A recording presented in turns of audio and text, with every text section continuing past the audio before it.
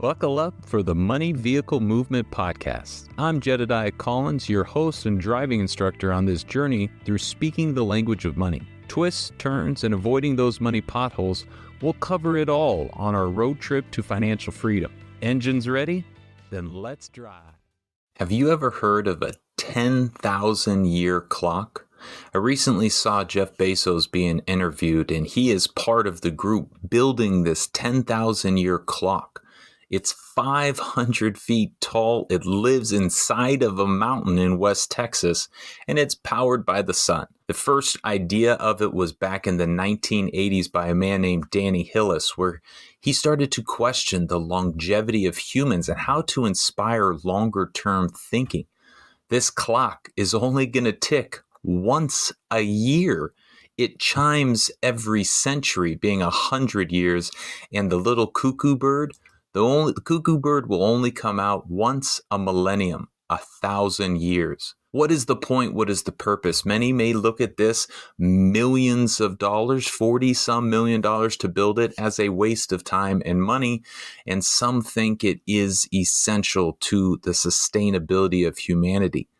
This clock, 10,000-year clock, is meant to inspire long-term thinking, because today, corporate America, we think in months. 4 months to be exact. Every quarter you have to report, you have to obtain, and you have to prove your value. Humans can really only look at about 5 years. What's your 5-year plan? Where do you see yourself in 5 years? That is the length of time. But as we start to look at true problems and true longevity, we must challenge ourselves to starting to think longer. Can you become a doctor, a founder, a millionaire in 1 year? Impossible. In 10 years or longer? Much more achievable. Welcome in to the Money Vehicle Movement, where we talk money and mindset. And today's episode is going to introduce you to that 10,000-year clock. But from there, we're going to start to discuss our income chapter part 1, focusing on a Forbes article that is going to point out the most important step to financial freedom, most important first step to financial freedom. Then we're going to dive into that desired lifestyle. We're going to look at a current event where IRS is waiving $1 billion in penalties, and I'll give you my 2 cents about the clash of what we think today is the middle class.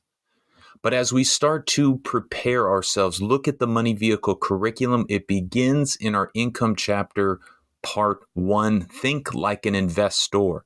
That investor concept will come back in chapter 2, so we will pause that for right now. But to look at the concept, thinking like an investor, begins with our own definition of financial literacy. How do you, as you begin this financial journey, how do you define a financial literate person today? Is it by what they do? They know how to save. They know how to invest. They know how to save on taxes. They know how to transfer their, or is it by what they don't do? They don't waste their money. They don't not have a plan. They don't stop setting goals. They don't do many things. As we keep moving through this journey, you are going to have to identify what is a financially literate person to you, and what does that mean exactly? One of the first steps I believe a financially literate person does is prioritize their gratification. Let me repeat, prioritize. So often we get bogged down in this delayed gratification. Lose that term. I never liked it because it connects a negative with one of the greatest positives in the world. And that is why we want to prioritize our gratification. As you look at this start to your journey, that is what you have to start to connect to. We'll set goals in chapter 1, but as you look at this, stop sacrificing, stop beating yourself up, stop thinking you're delaying, and start realizing your goals, your priorities, your future is going to come first. And if this is the first time, the first chance you have had to connect yourself with future you, well, then let me take a moment and introduce you to future you. Today, you are connected to every person you will become and every person you have been. Think about yourself in 5 years. Think about yourself 5 years ago. Think about yourself in 10 years, 30 years, 50 years from today. It will still be the same you. You must begin to see how that is going to connect and evolve. Sure, how much you make, how much you spend, what you want, what you dream, what your goals are will all change, but you won't. They will all still be you. I love the concept and the explanation of Warren Buffett's $50,000 haircut. As a child, a barber asked him, "Do you want a haircut?" And his response was, "Why would I pay you $50,000 to cut my hair?" The barber, obviously a little dumbfounded, a little confused. Nobody understands what the crazy geniuses really are thinking. But what he was doing is looking at the $8, $5 payment for a haircut today, along with every haircut he could have, and the opportunity cost, chapter 3, the opportunity cost of that haircut payment, what it could go do if it was going to work for him elsewhere. So as he started to see, he connected future you with current you. And that is the essential skill of prioritizing your gratification, looking at what you want and what you need in the future and taking your actions today. As we look at this, we are introduced to your asset and your liability, which from Rich Dad, Poor Dad's definition, we look at an asset as money that it goes into our pocket, and a liability is something that takes money out of our pocket. What we want to start this journey off with is the idea that you are your greatest asset. You are going to put the most into your pocket throughout your career. Your future depends on you today in the present. So as you look at where you can spend the most time and money, it should be investing in your greatest asset, which is you. Gordon Moore, one of the founders of Intel, came up with a concept of Moore's Law, saying technology is going to continue to magnify exponentially into the future and double its capabilities. But what he was really saying is you're not going to be able to keep up with technology or with the current or with this or with that. All you can do is continue to invest in yourself and allow you to be prepared for whatever that unknown future is. So as you look at Moore's Law, start to connect it to the idea that you have to invest in you. How do you prepare for an unknown future? Improving yourself.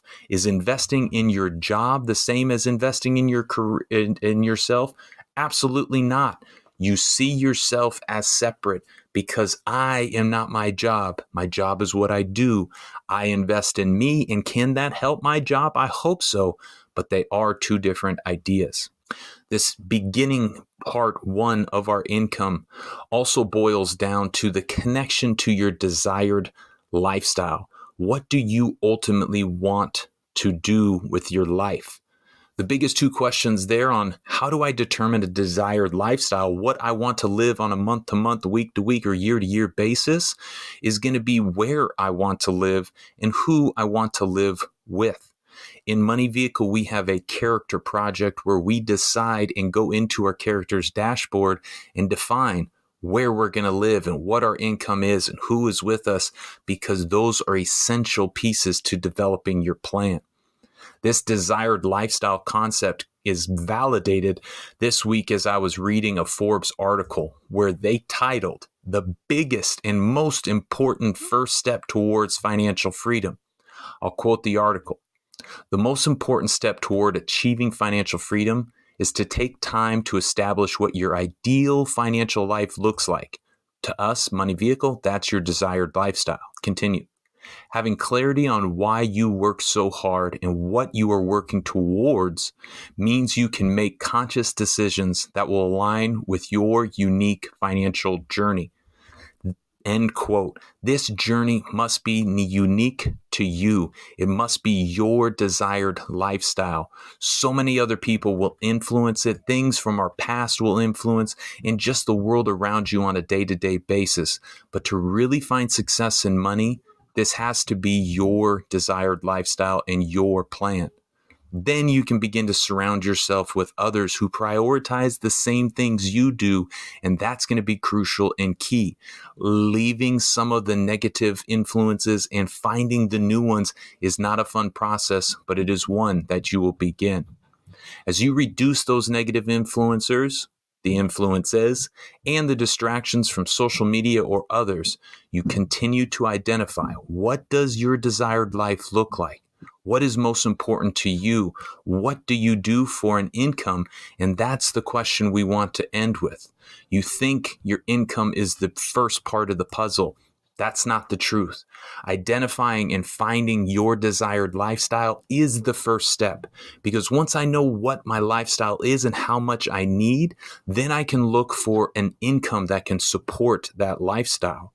Once I see an income that can support, I can go find a career that can provide that income. And then once I find a career that can provide the income to support my lifestyle, I can create a plan. And that plan is how I begin going towards my freedom and my desired lifestyle. It begins with the end in mind. It begins by identifying the desired lifestyle I want. I find an income that is going to achieve that, a career that will provide it, a plan that will satisfy, and finally freedom. But that first step, as in that article, as in Money Vehicle, we all see that first step as finding and identifying your desired lifestyle, connecting who you are today, the actions you will take with what your future you looks like.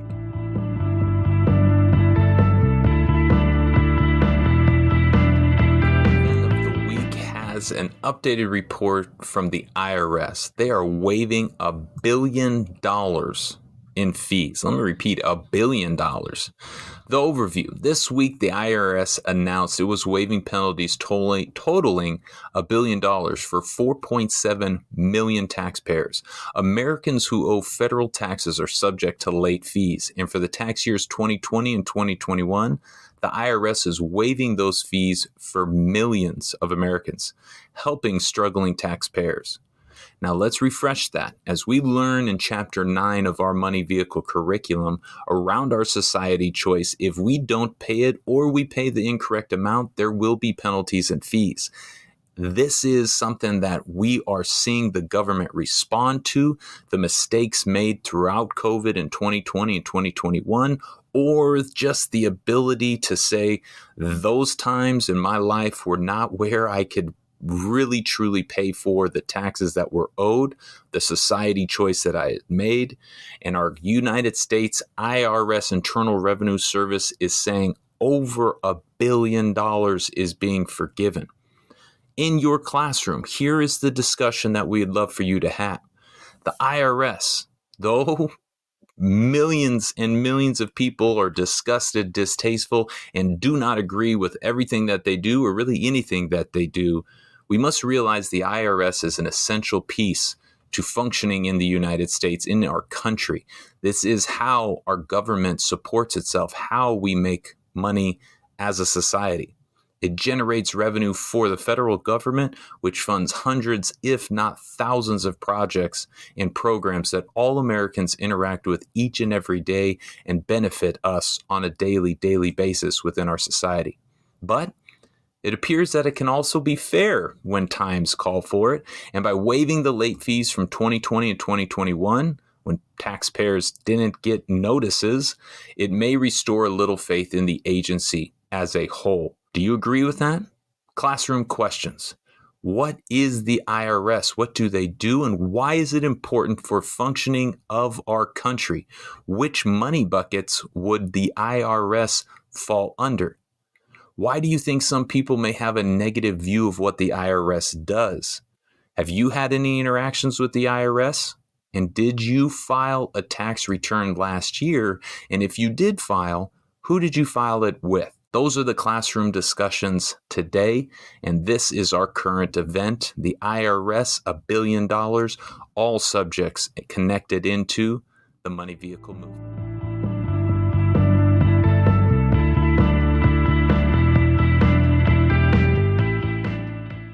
My 2 cents, the moment where I get to give just a little bit of an opinion on something happening in the world that I saw here we go.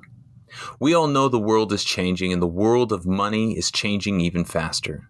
But our perception of what lifestyle we can live and afford is perhaps one of the biggest changes we are seeing from generation to generation. Many boomers in Generation X saw the white picket fence dream and believed a middle-class income of $30,000 to $50,000 could afford the middle-class lifestyle they desired. These numbers grew for millennials to the $75,000 range of income, but still many believe life could still be accomplished with that lifestyle and that income. Recently, in a Newsweek survey that was published, it was seen that far less of Gen Z, many of which may be you, would consider a $75,000 income as middle class. 41% of Gen Zers do not see $75,000 as middle class anymore. This is compared to 50% or 70% of generations before who do see that middle class income. To me, this comes down to the idea of what you term middle class and what most people feel they deserve in that middle class environment. I like it to asking people what type of driver they are. If you ask somebody today, what type of driver are you? Most people's response is going to be above average. You ask most people what kind of lifestyle they want to live, and the same response of above average is going to hold. The change is in our perception of what that middle class life looks like and where we are now getting the image of what represents middle class to us. When we are forced to view the upper class and the ultra high net worth class on a daily basis, our baseline of middle begins to shift. No, you cannot afford a private jet making $75,000. And while that is an extreme example, the concept begins to be seen and understood when you see on a daily basis people, maybe some that are even one or two steps related or connected to you, living that private jet lifestyle. You begin to ask, where is my version of that? There is no doubt that inflation and a lack of wages or salary increases is impacting this phenomenon of what class system we fall into. But the change in perception, I feel, has an even bigger impact. What we see in our minds as an average middle class lifestyle is no longer what we are seeing on social media every day. Instead of asking if $75,000 is middle class, every one of us and young professional today should ask themselves, what is the desired lifestyle I want to live? And then what is the income that can afford that desired lifestyle? Income then becomes the byproduct and not the main focus. This journey is going to be a journey. There are going to be ups and downs, and you are going to have continual changes of your perceptions and your incomes. But you have to be able to balance and survive the punches, survive the failures, and start to identify what is that desired lifestyle? What is an income that can provide that desired lifestyle? What is a career that can give me an income for that desired lifestyle? But my desired lifestyle has to be categorized based on my desires and my life and my situation. We cannot look on social media and start to compare our middle class, upper class, whatever class to what we see. We have to compare it to who we are and what we desire. That's going to be it for today on the Money Vehicle Movement podcast. We'll catch you next week. Enjoy the day and keep using money. Thank you for investing in your greatest asset. If you want to keep learning how to drive your money vehicle, make sure to subscribe to the Money Vehicle Movement podcast. Until our next pit stop together, stop working for money and start making money work for you.